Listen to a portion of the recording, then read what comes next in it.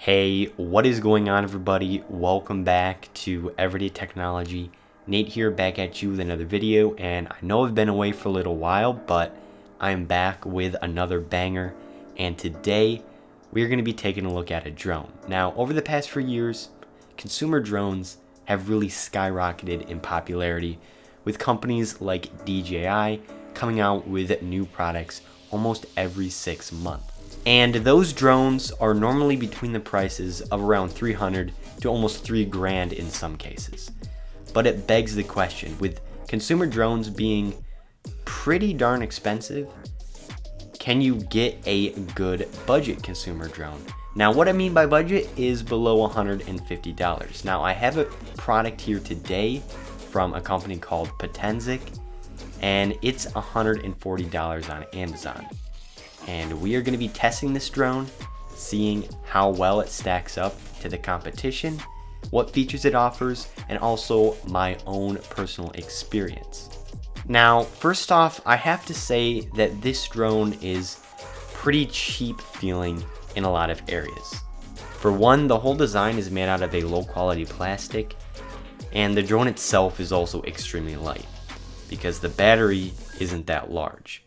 Now, this right away told me that the drone would have a pretty short battery life, and to be exact, you're only going to get around 7 minutes of flying time out of one charge. You do get a few accessories with the drone, including some propeller guards, which tend to fall off very easily, and you also get a controller for controlling the drone. This drone also comes with a 1080p camera mounted on a tilting gimbal. The tilting mechanism is not very smooth though, so for video, I wouldn't recommend it. However, it is very nice for adjusting framing when you're in the air. Now, with all the specifications out of the way, let's get into my own personal experience. And to be honest, it started off pretty nice. Now, every time you fly the drone, you have to calibrate the compass and the GPS, and you also have to connect it to your phone. And although it may seem like this whole process would get annoying, it actually took a whole lot less time than I expected. Calibration was very responsive. All I had to do was hold the drone out in front of me, spin around in a complete circle, and little indicator lights on the drone itself would tell me when it was ready to go. You connect this drone to your phone using Wi-Fi, and the controller automatically pairs without you having to do anything, which is really nice because on DJI drones, you have to connect the two separately. But unfortunately, this is where things started to go downhill. Once in the air, although there really wasn't much of the breeze, the drone kept having to compensate for the little gusts of wind that would come every once in a while, which really made it difficult to control. However, the controls on the remote were actually very responsive, even though the drone itself kept having to compensate for the wind. A few of the things that you can do on the remote that I first discovered when I started flying was that you can start and stop recording, which is nice. You can also adjust the tilt of the gimbal. Now, you can also do all of these things inside the Potensic app, which will also give you a live view of the camera while you're flying, which is really nice. However, there were also a ton of different indicator lights on the remote that had no assigned buttons. So that was a little confusing, and I kind of felt that I missed out on a lot of features. Takeoff was really easy. All I did was click a button on the app and it automatically took off. But after that, as I said before, the compensation from the wind that the drone kept having to do over and over got really annoying, and it really limited me with my ability to move the drone around because it would fly in different directions, and I didn't want to get too close to objects and crash the drone.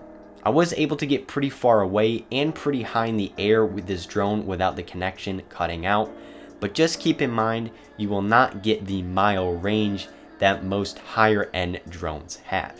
Now, towards the end of my flight, the battery started to get a little low, but I still wanted to fly around a little bit, and then I was going to take the drone back and land it before the battery got to 0.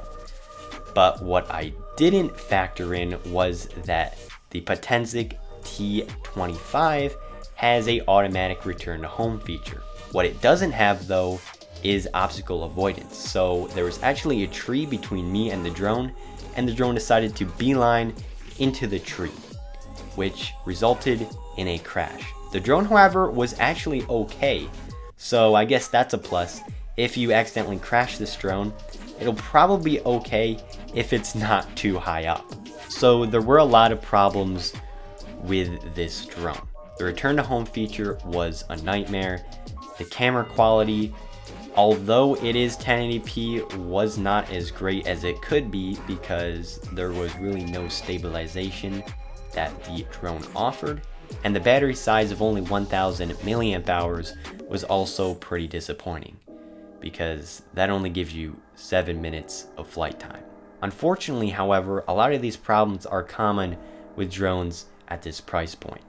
So in my opinion, if you just want to have a drone that you can fly around and is cheap so you don't really have to worry about it if you crash it, yeah, the Potensic T25 will definitely suit your needs.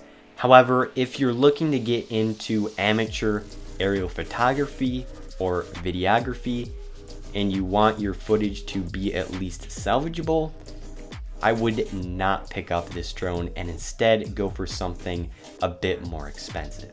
Alright guys, that was my honest review of the Potensic T25. I always keep my reviews honest, which is why I went over all of the flaws of this drone, even though Potensic did send it to me for review. And as always guys, I will catch you in the next one. If you enjoyed it, also remember to hit the like button, hit the subscribe button, comment down below if you have any feedback, and I'll catch you in the next one. Peace.